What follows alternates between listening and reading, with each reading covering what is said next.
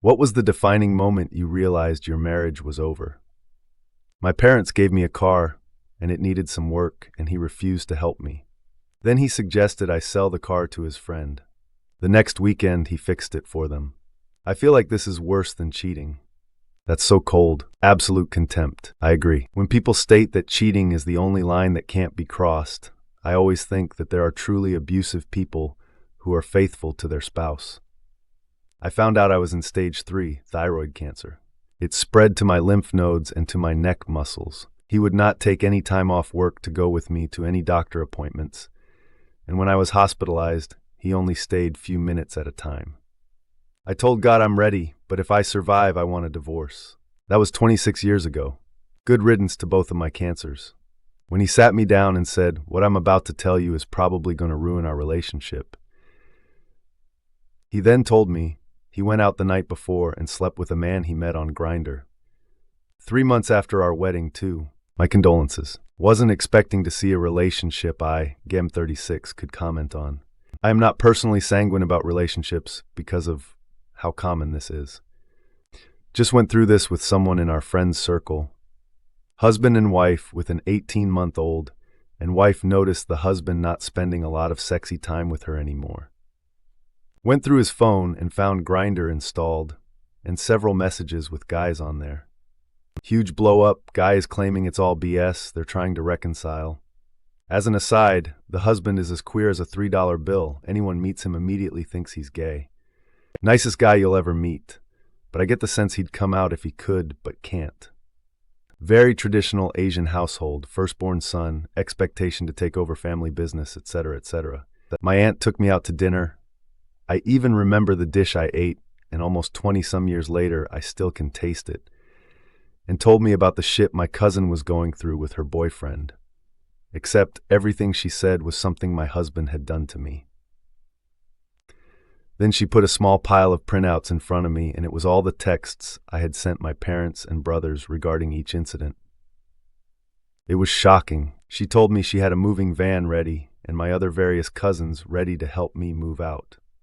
She had a few police officers there, because my ex had a habit of getting very violent. Everyone needs this kind of person at some point. I know I've needed a person like this many times, and they weren't there. Your aunt is the best. She sat me down and told me he's just a friend had gotten her pregnant. He forgot my birthday. He cheated on me, and I was actually going to forgive him for it.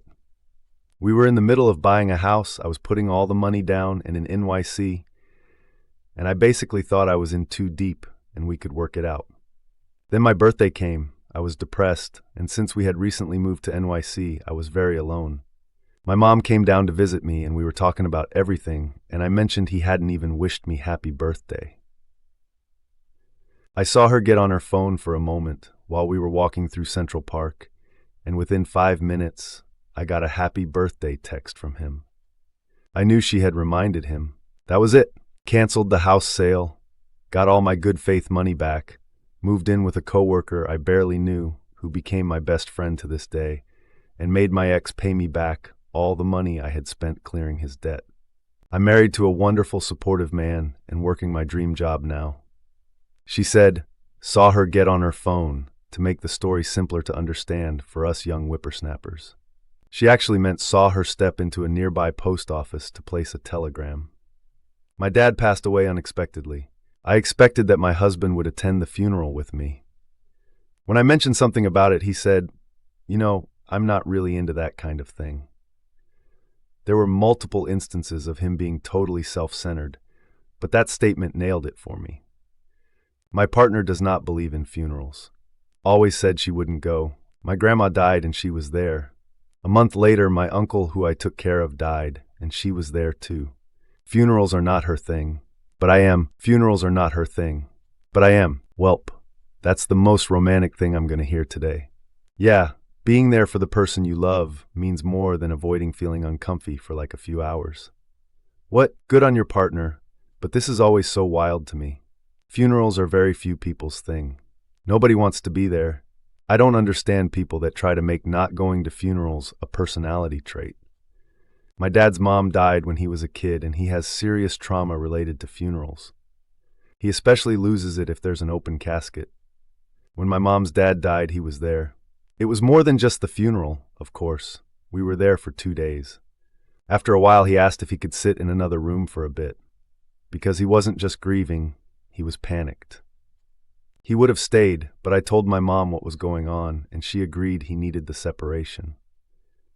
I guess what I'm saying is that I'm not into funerals isn't a good excuse, but a healthy relationship with good communication can bring nuance to just about every situation.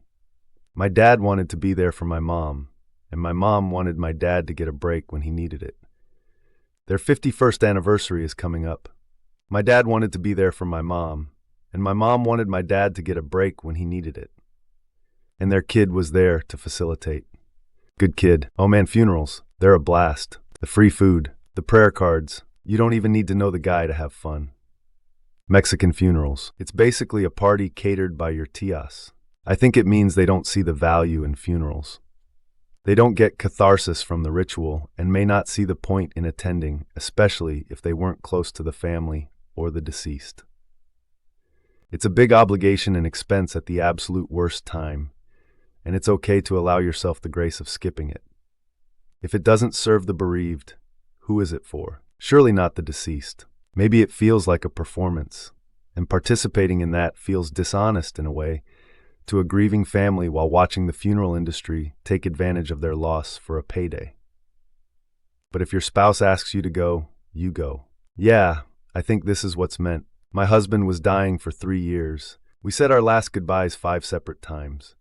His brother and sister each visited him once, and none of the rest of his family ever came. Didn't call, no cards, even left him on read when he reached out. But 100+ of them flew out for the funeral. That doesn't make sense to me. The Chinese call it showing face. You appear at the funeral to look good and fulfill your social obligations, then disappear to do your own thing. I'd assume that your culture has something similar.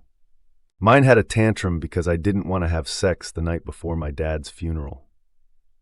My ex wouldn't speak to me, had a tantrum because I wouldn't have sex with him after I woke up to the text that my Sil's brother died unexpectedly at 22. I knew Sil's brother since he was 10 years old. We were in our late 20s at the time.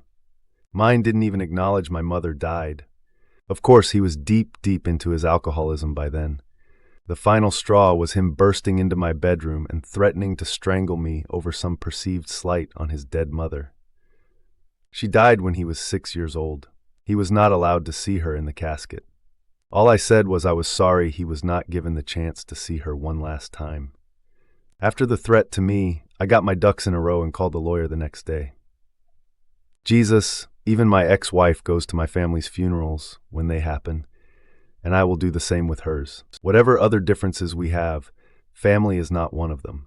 Losing a loved one close to you and feeling alone when you have a partner is soul-crushing.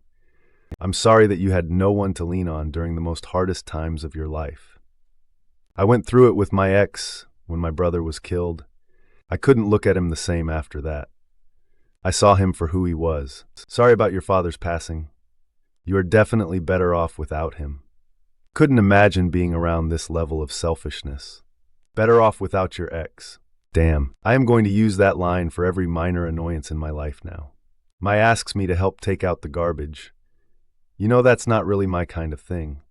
When we were in couples counseling, after learning about his girlfriend from her husband via LinkedIn, and the therapist asked why we were there, I said to work on our marriage. His answer, I don't love her. I can't work hard enough to love her, and I'm moving to CA without her. That was a pretty clear sign. As terrible as that is, it does save a lot of time when the red flags tell you that they're red flags.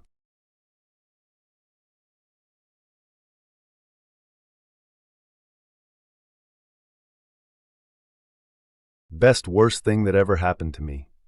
My experience was similar. I found out she was cheating. Tried couple therapy, same first question. I answered that I wanted to try to find a way to save our marriage and young family, and she answered, I want to have resilience through the process. A dear friend just went through something similar, except his wife said she just wanted to learn how to co-parent. I was watching TV downstairs. My wife was watching a different show upstairs in our bedroom. While watching TV, I was also reconciling the checking account and looked for receipts in her purse. I did this all the time. I found a pill bottle containing Viagra. We'd been in a rough patch, and I thought maybe she got this to spice things up.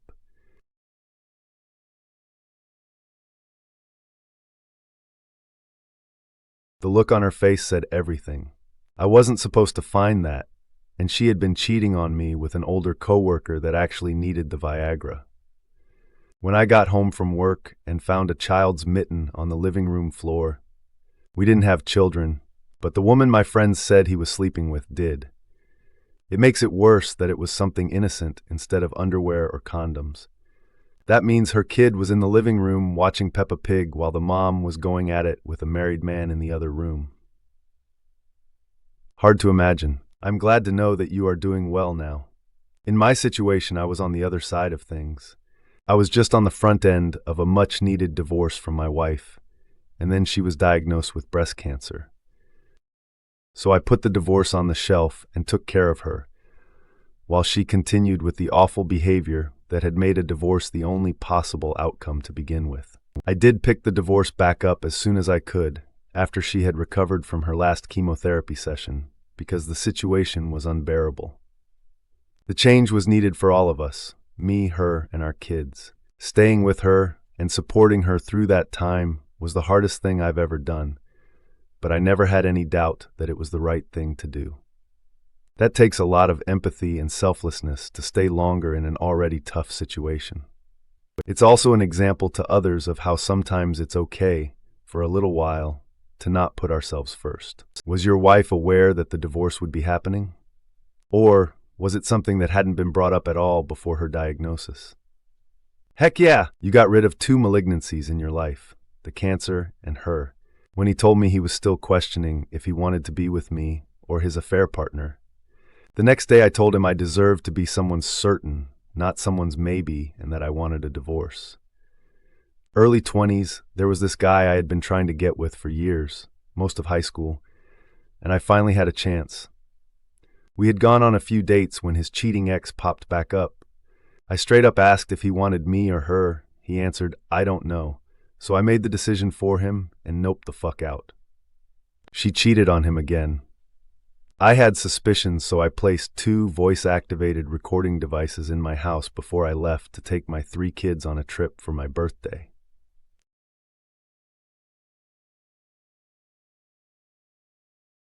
I knew I needed a divorce anyway, but that made the decision easier. The fact that your spouse didn't come on a birthday trip with you and your 3 kids indicates that you're probably better off without them.